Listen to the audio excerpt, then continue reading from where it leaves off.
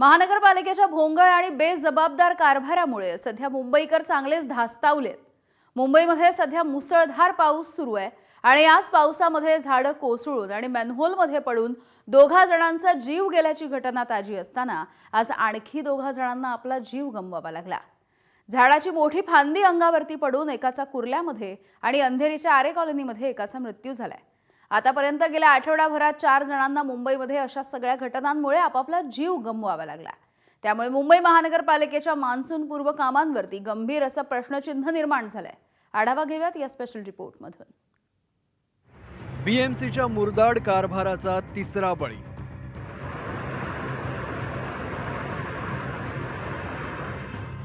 बीएमसीच्या मुरदाड कारभाराचा चौथा बळी।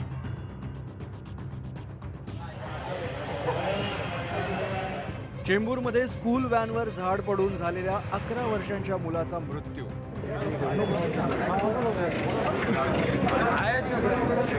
आणि साकीनाक्यात मॅनहोलमध्ये पडून एका व्यक्तीचा मृत्यू। या 2 घटना ताज्या असताना रविवारच्या दिवशी मुंबईत झाडाची फांदी पडल्यानं दोघांना आपला जीव गमवावा लागलाय।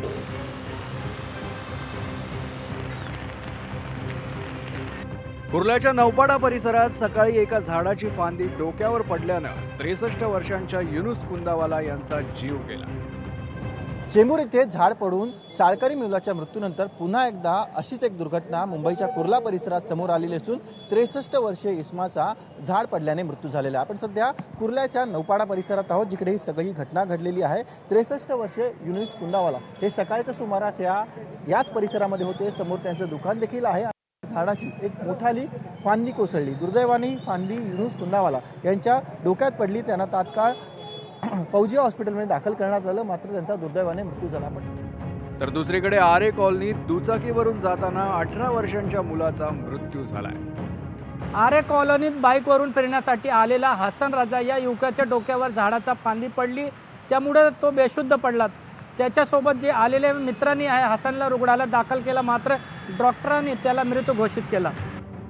एकाच दिवशी घडलेल्या या 2 घटनांमुळे मुंबई महापालिकेच्या मान्सूनपूर्व कामावर मोठं प्रश्नचिन्ह उपस्थित झालंय। पावसाआधी महापालिकेनं नेमकी काय कामं केलीत आणि कोणती केलीत असा प्रश्न सध्या उपस्थित झालाय। लहान मुलाचं श्रीवास्तव त्या मुलाचा मृत्यू होऊन 5 दिवस झाले, तरी जर आमची अक्कल ठिकाणावर येत नसेल, हे दुर्दैव मुंबईकरांचं, हे दुर्दैव। आता प्रत्येक मुंबईकरांनी रस्त्यावर उतरायचा आणि स्वतःची काळजी घ्यायची, असंच आहे। मग टॅक्स का पाठवायचे? माझं म्हणणं आहे, CC रोडचे जे अधिकारी आहेत, वरिष्ठ अधिकारी, यांना पहिलं निलंबित नाही, यांना बडतर्फ करा, यांच्यावर मनुष्यवधाचा गुन्हा दाखल करा।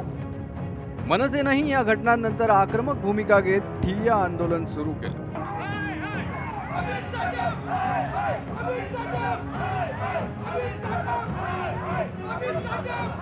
मी हात जोडतोय मुंबई पोलीसला, हात जोडतोय साहेब, त्यांना वाचू नका साहेब। एक माणसाचा जीव गेलाय आणि चांदिवलीमध्ये रोज माणूस मरताय साहेब। मेनहोल मध्ये माणूस मेला साहेब। करायचं काय आम्ही आता? आम्ही खाली बघायचं की वर बघायचं? झाड पडेल की आम्ही मेनहोल मध्ये पडू? आम्ही काय करायचं? मुंबईत घडलेल्या या दुर्दैवी घटनांवर महापौरांनी काय म्हटलंय ते ऐका। मॅनहोलमध्ये माणसं गेली, आम्हाला दुःख आहे। आई म्हणून मला दुःख आहे की ते बाळ गेलं चेंबूरला, पण त्याचं पण तुम्ही या ठिकाणी राजकारण करणार असणार तर 25 वर्षांमध्ये मग आम्हालाही काढावे लागणार। मॅनहोलमध्ये किती माणसं गेले आणि झाडं पडून पण किती गेली? जर हेच करायचंय तर पुन्हा पावसाळा मापन करायला आम्ही तयार आहोत। मात्र यावेळी विरोधकांनी कोणतंही राजकारण करू नये असं म्हणत रितू तावडेंनी संतापही व्यक्त केला। आरोप प्रत्यारोप करणंच बंद करा, काम करा ना, फील्डवर उतरा। तुम्ही काय केलं, आम्ही काय केलं? सकाळपासून मी त्याचंच उत्तर देते की ही वेळ नाहीये।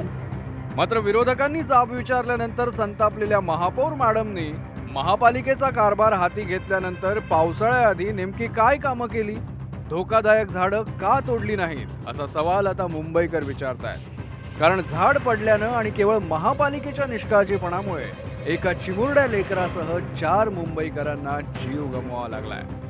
महानगरपालिका आहे, BMCने त्याची काळजी घेतली पाहिजे। वाहनांचं नुकसान नाही, माणसांचं देखील आहे, कारण मग त्याचा व्हॅल्यू पुष्कळ आहे। आणि ही जी झाडं पडतात त्याला वेळीच जर त्यांनी छाटणी वगैरे केली आणि काय केलं तर ही अवस्था येणार नाही. तो आता जीव मुठीत घेऊनच चालावं लागतं ना रस्त्यावरून. आणि असं सगळं असताना सत्ताधारी पक्षानं काय पडलेलं नाही. काहीतरी बेताल वक्तव्य करून बसले परवा अमित साटम आणि वरनं दात काढून हसले. आम्हाला तरी असंच वाटतंय की भाजपला मुंबई सांभाळता येत नाही आहे. आता पावसाळा चालून 8 दिवस झाले असतील. त्यात आपल्या मुंबईच्या महापौर जे आहेत ते आता आम्ही व्हिडिओवर रील्सवर बघितलं की तिकडे मरीन ड्राईव्हला ते लोकांना हे करत होत्या की इकडे नका थांबू, हे आहे ते मॅन्युअल उघडे आहेत किंवा झाडं पडत आहेत त्याची तुम्ही चाचपणी केली पाहिजे. लोकांची मदत ती तशी केली पाहिजे. इकडे उभे राहून वगैरे हे स्टंटबाजी करून काय नाही होणार आहे ना. अवघ्या काही दिवसांच्या अंतरानं घडलेल्या या लागोपाठच्या दुर्घटनांनी मुंबई महापालिकेच्या मान्सूनपूर्व तयारी आणि सुरक्षिततेच्या पोकळ दाव्यांची लक्तरं वेशीवर टांगली गेली आहे.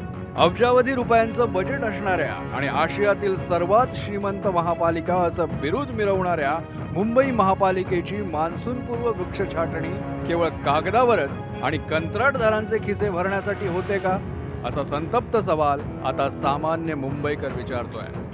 सत्यम सिंगसह सचिन गाड, ABP माझा, मुंबई.